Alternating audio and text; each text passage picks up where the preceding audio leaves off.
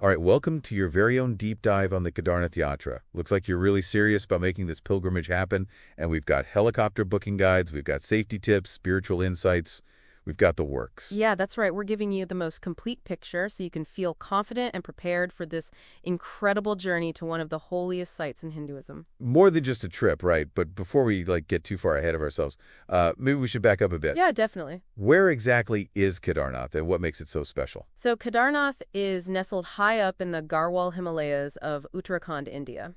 And it's home to the Kedarnath Temple, which is dedicated to Lord Shiva. Okay. And here's where it gets interesting. This temple is one of the 12 Jyotirlingas. Okay, 12 Jyotirlingas. Break that down for a little bit. So think of them as like these 12 powerful energy centers, each representing a different manifestation of Lord Shiva. They're considered to be the most sacred abodes of Shiva, places where his presence is felt like the strongest, and Kedarnath specifically is associated with his cosmic power. Oh, wow. So not just any temple. And I've also heard there's a fascinating story about the Pandavas from the Mahabharata connected to Kedarnath. Absolutely. Legend has it that after the epic war, the Pandava brothers sought refuge in Kedarnath. Okay. They were seeking forgiveness and spiritual cleansing for their actions during the conflict. They believed that by worshipping Shiva at Kedarnath, they could atone for their sins and find peace. Wow, so this place is steeped in history and mythology and intense spiritual energy. No wonder it draws pilgrims from all over the world.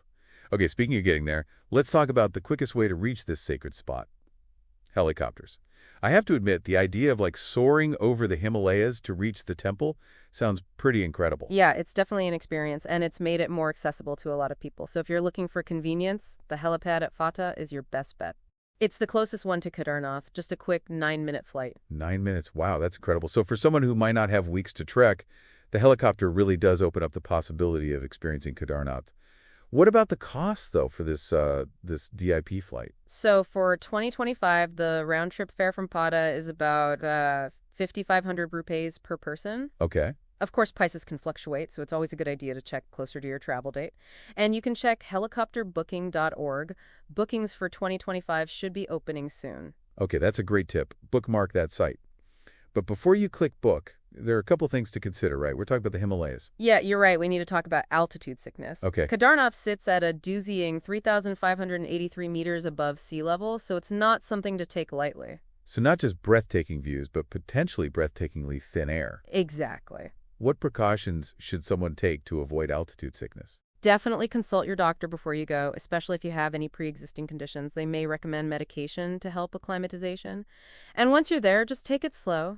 Don't rush into anything strenuous. Right. Give your body time to adjust. Okay, got it. Slow and steady wins the race, especially at high altitudes. Now, I know you mentioned that early morning helicopter flights are generally best. Is that purely a weather consideration, or does it tie into the altitude acclimatization as well? It's actually a bit of both. Early morning flights tend to have the clearest skies, which is obviously crucial for, safe helicopter operation in the mountains.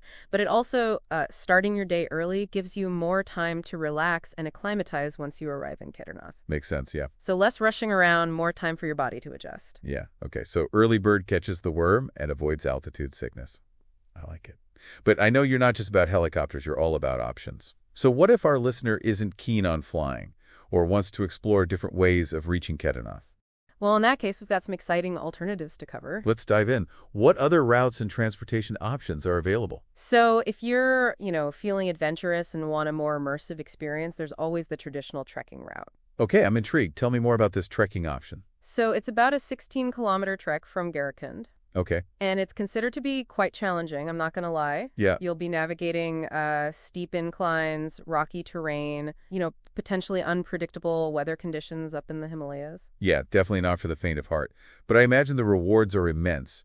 What kind of scenery can a trekker expect along the way? Oh, just imagine breathtaking views of snow-capped peaks, lush green valleys, cascading waterfalls, and the pristine Mandakini River flowing alongside you. It's a visual feast.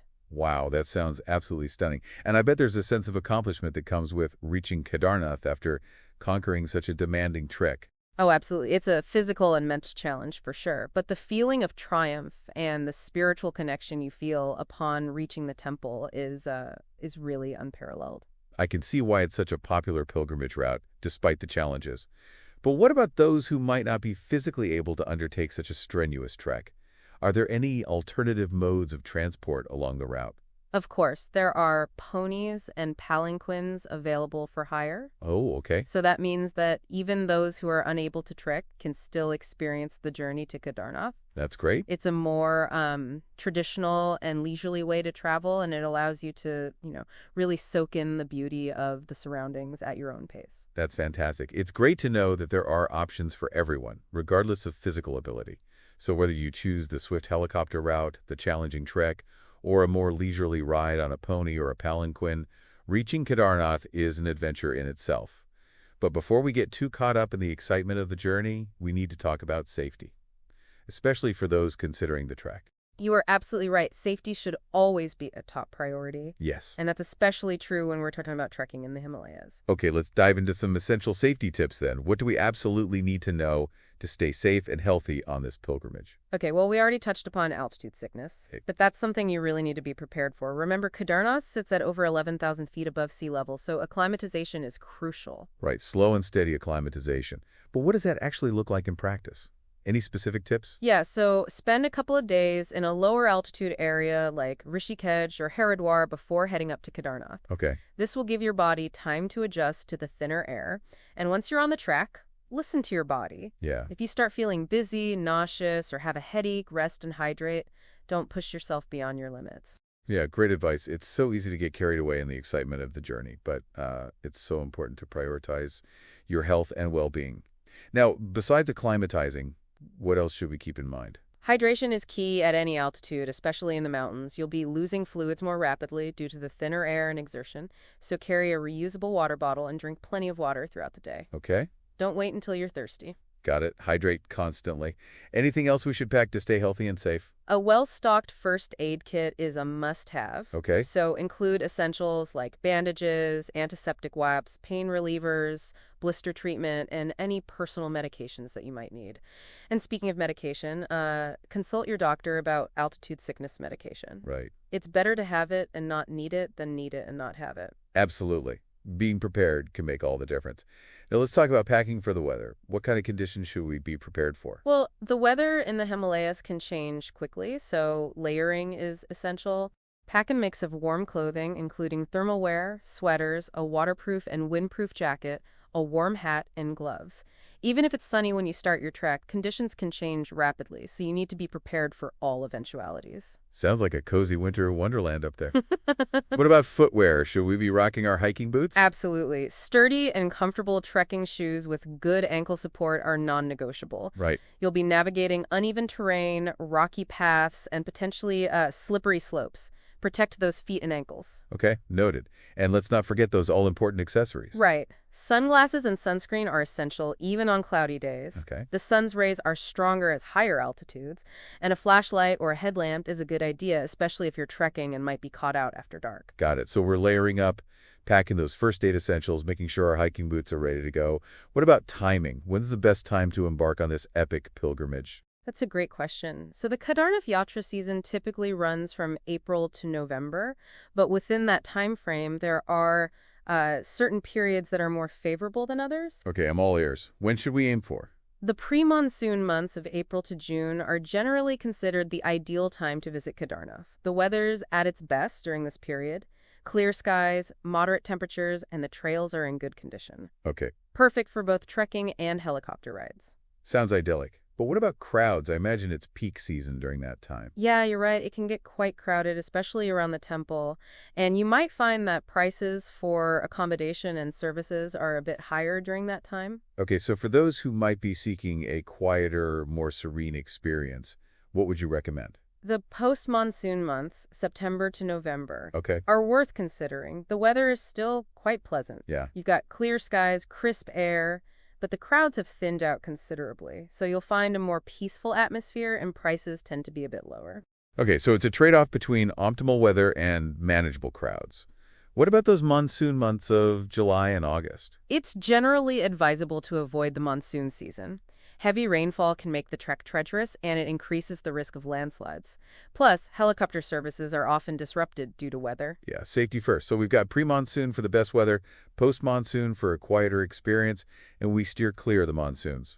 Got it. Now, I know we touched upon this earlier, but I want to circle back to the spiritual significance of Kedarnath. We've talked about the logistics, the safety, the best time to visit, but let's not lose sight of the heart of this pilgrimage. Yeah, you're absolutely right. The spiritual aspect is really at the heart of this journey. As we mentioned before, Kedarnath is more than just a temple. It's one of the 12 Jyotirlingas, Right. representing that cosmic power of Lord Shiva. Yeah. It's a place where people come to seek solace, forgiveness, a connection with something, larger than themselves. It's about more than just the physical journey, right? It's about that inner transformation that can happen when you step into a space like that. And I remember that quote from one of our sources: Kedarnath is a sacred link between humanity and divinity. Yeah, such a powerful statement, right? It really captures the essence of this pilgrimage. It's about bridging the gap between the earthly and the divine, connecting with that primal energy that flows through all of creation. And for a lot of people, I would imagine that that connection is deepened by the challenges they face along the way. The physical exertion of the truck, the unpredictable weather, the remoteness of the location. It all adds to the sense of pilgrimage, of stepping outside your comfort zone and pushing your boundaries. Exactly. The journey itself becomes like a metaphor for the spiritual journey. Yeah. It's about overcoming obstacles, persevering through difficulties, and emerging transformed on the other side. Yeah, I can see why this pilgrimage is so deeply meaningful for so many people. It's a test of endurance, a spiritual quiet, and a chance to connect with something truly profound. And speaking of expanding that spiritual journey, I know some people choose to combine their Kedarnath Yatra with the Char Dham Yatra. Ah, yes, the ultimate pilgrimage. Right. Visiting all four sacred sites. Yes. Yamunotri, Gangotri, Kedarnath, and Badrinath. It's an incredible experience. So we talked about the logistics of making that happen, Right. especially with the help of helicopters.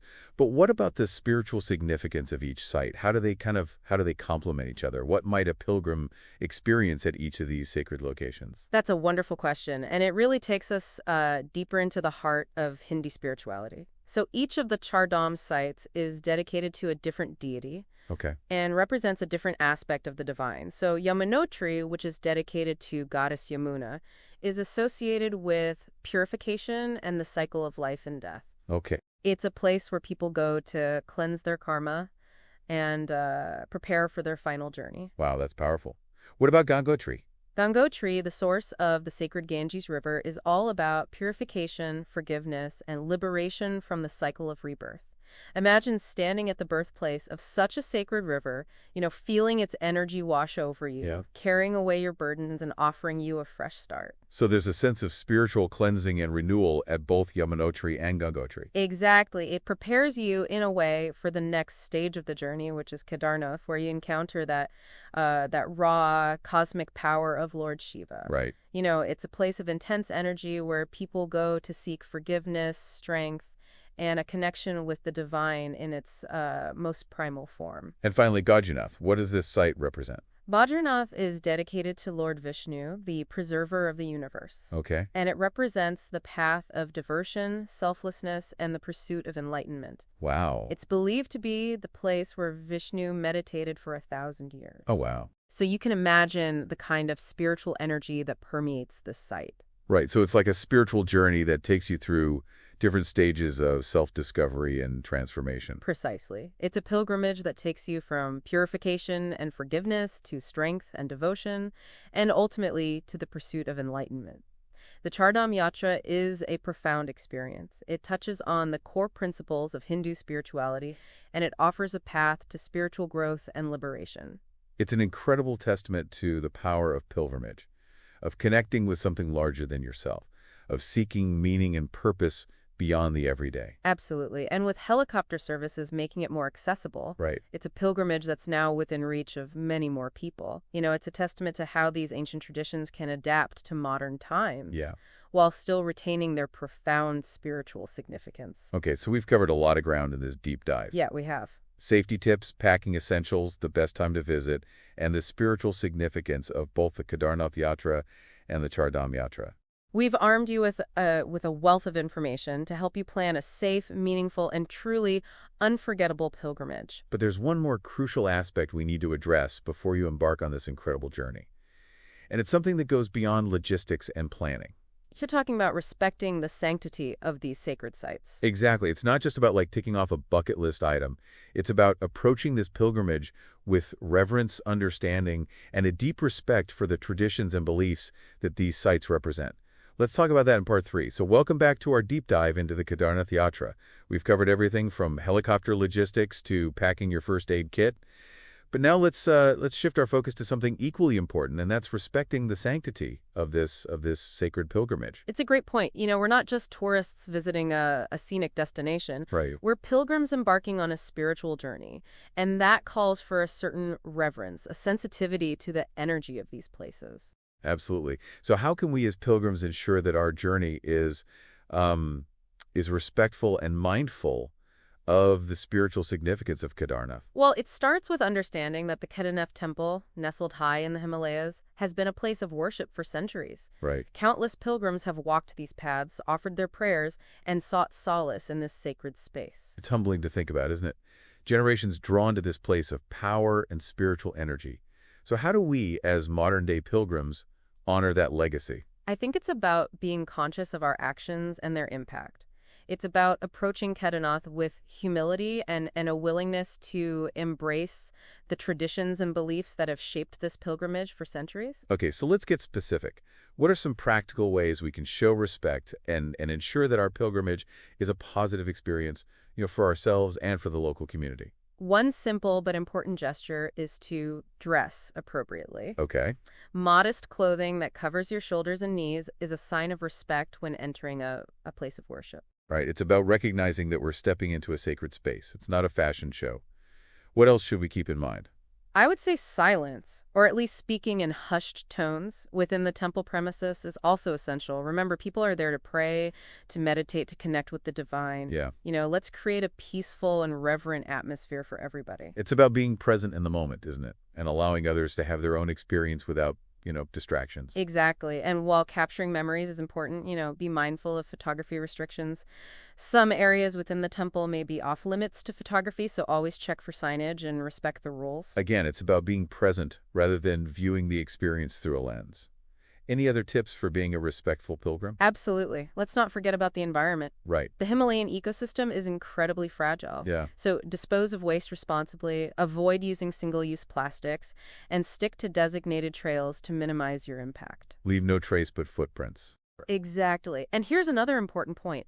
Be respectful of the local culture and traditions. Okay. Engage with the local community, learn about their way of life, and support local businesses. Yeah, it's about being a responsible and a conscious traveler, not just a passive observer.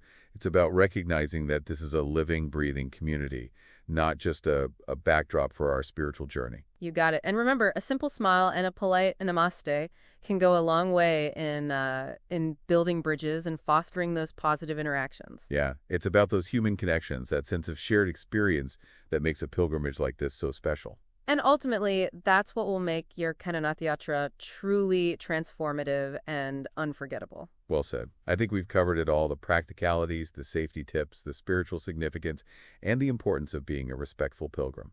We've equipped you with everything you need to plan an incredible and meaningful journey to Kedarnath. Yeah, it's been a privilege sharing this information with you.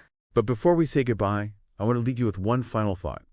We've talked a lot about the how-to, but what about the why? Why Kedarnath? Why this pilgrimage? What personal meaning do you hope to find on this journey? Yeah, what a powerful question to ponder. That's the heart of the matter, isn't it? Reflect on those questions. Let them guide you as you embark on this incredible adventure. Safe travels, and may your Kedarnath Yatra be everything you've ever dreamed of.